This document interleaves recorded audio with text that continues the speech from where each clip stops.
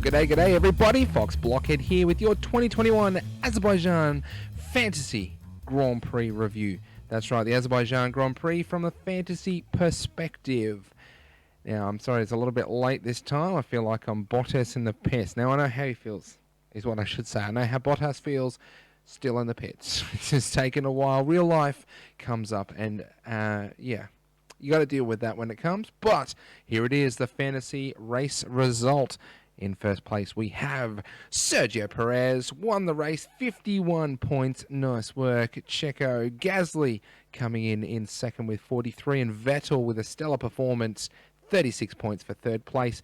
Gasly, I think, took the fantasy second step on the podium because of a better qualifying result, I believe. The best team for this weekend was Red Bull, 45 points, and Max Verstappen doesn't get a World Championship point for the fastest lap, but still takes home 5 fantasy bonus points for the fastest lap in that race before he bowed out. The poor fella. The Azerbaijan fantasy driver result looks like this. Perez, Gasly, Vettel we just talked about. Norris just behind. Leclerc, Alonso, Raikkonen, Schumacher, Ricciardo, Tsunoda, Mazepin, Verstappen still getting 9 points. I think in the end he was actually classified, so he didn't end up with the minus for a DNF, but still not finishing the race, not potentially winning. Hamilton down there with 5 points going off on the restart. Bottas having an absolute shocker. Ocon and Stroll both with minus. Stroll with that horrendous crash onto the left-hand side. That was... yeah, it was just horrifying to see that as part of the race. But we digress. We move on. The constructors' result looks like this. Red Bull, 45. AlphaTauri, 41. McLaren, 40. That's the result, with the value pick actually down the bottom with Haas. Second value pick, AlphaTauri. I know who I would have preferred in that race. AlphaTauri, 41 points. Compared to McLaren's price as well. Wow. Nice effort, AlphaTauri, with their 2 drivers. The dream team, if you got these 5 drivers, Perez, Gasly, Vettel, Norris, Alonso, and Red Bull, and you put the turbo on Perez, you would have spent $99.6 million and gained 281 points. Now, this, of course, is without any price gains or losses. This is purely just prices for this race, 99.6. That is a decent team, but who's going to have those guys? You got no heavy hitters in there. But then with Red Bull as your team, maybe you have to cut corners somewhere. But wow, that was just such an unexpected race right there. The dud team looks like this. Latifi, Bottas, Russell, Ocon, Stroll, and Williams. If you slap the turbo on Stroll, minus 38 for a total of $65.8 million. Probably not a lot of people that would have taken that home, but minus 38 to, what did I say, 280 odd.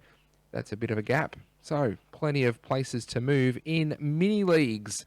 The driver's bonus chance now. We look at quali. Come Monaco. Perez, he's on 4. He takes home a Q3 finish in Monaco for a +5 for him. In the race, we have Ocon and Gasly both on 4 coming into Monaco. Ocon, unfortunately, finishing outside of the points. Gasly, though, taking home the bacon. +10 for him, gaining him that 10 points. I think also would have put him above Vettel for that second step on the podium. Looking ahead now, Sainz, he is currently on 4 after a good finish in Azerbaijan in quali, Q3. He's up for a France bonus for qualifying. Gasly, he's on 2.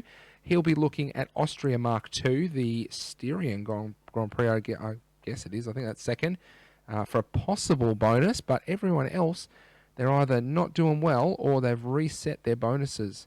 So only a couple to look at. Perez in the race, he's on currently 4 with a potential bonus for France. Sainz, he's on 3. He'll be looking for Austria Race 1. And Vettel, he's currently on 2. Austria Race 2 is where he is going to potentially pick up those bonus 10 for the race. The Constructors' bonus chance looks like this, or looked. Mercedes, 1-2. Azerbaijan, +5 for Mercedes. They took home. They both finished in Q3 right there. Red Bull, though, 1-2. And France, if they can get both drivers into Q3, +5 coming to Red Bull. In the race, though, no one's up for a bonus in France. We've got McLaren, AlphaTauri, and Ferrari. If they can finish 2 drivers in the points in France. They'll be looking at bonuses come Austria Mark 1, Austria Race 1. So 3 potential teams to look at.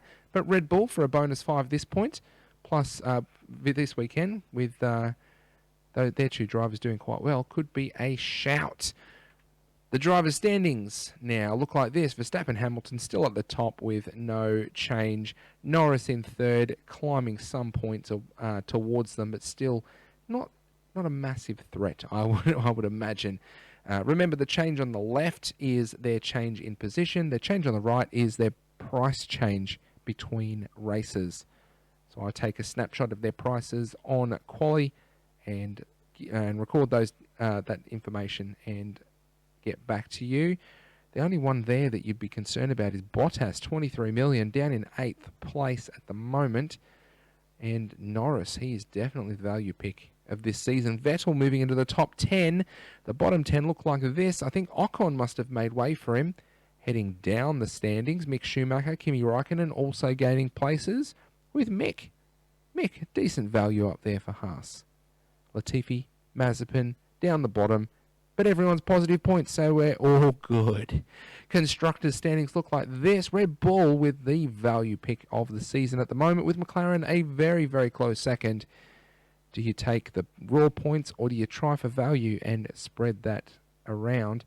Haas and Ferrari not too far behind as well on the season as a whole, that is. But everyone's at least made their points per million per race. Everyone's at least on 1, which is decent. Half decent anyway. Driver battles come qualifying. We have only 2 teams now. Gasly has out-qualified Tsunoda 6-0. Russell out-qualifying Latifi 6-0.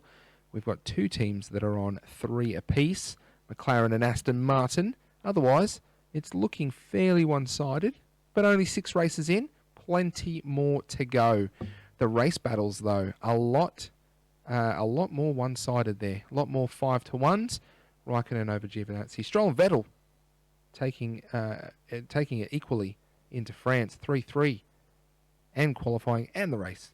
Wow, wow, wow. Oh, the Fantasy Private League now. Come and join us. The Blockheads, there's the league code. Join in. We're taking the points from Imola officially on these videos, but the points will be recorded since the start of the season. That's when the league was up, so you've got 2 potential chances to get up there. Plus, your team in lights. The first place in Azerbaijan was Connor's Vroom Vroom team. Red Bull, Gasly, Perez, Giovinazzi, Norris and Verstappen for 227, but a -10. Connor's Vroom Vroom team had 4 changes this last race, so a -10 to their score. Otherwise, 237 is pretty darn good. Well picked up. Verstappen, the only one that's... and Giovinazzi. But that would have been to make room for the others. Second place for the Fantasy League. We have Nyong, been up there a couple of races now, 218 points. Perez, Norris, Verstappen, Gasly, Ocon, and Red Bull. Ocon with the -13 being the only down right there. Otherwise, a decent team. Third place, we have Shamilton. Haven't seen Shamilton up here on the fantasy podium for quite some time. But 217 points there. Ricciardo, Gasly, Schumacher, Bottas, Perez, and McLaren. Everyone turbo driving Perez. That is a decent pickup right there, especially with the bonus points. Alrighty, on to the league as a whole. You can see the gold, silver, and bronze there highlighted. Shamilton hasn't mega, hasn't wildcard. Connor's team 2, though, was the only team to wildcard this past race.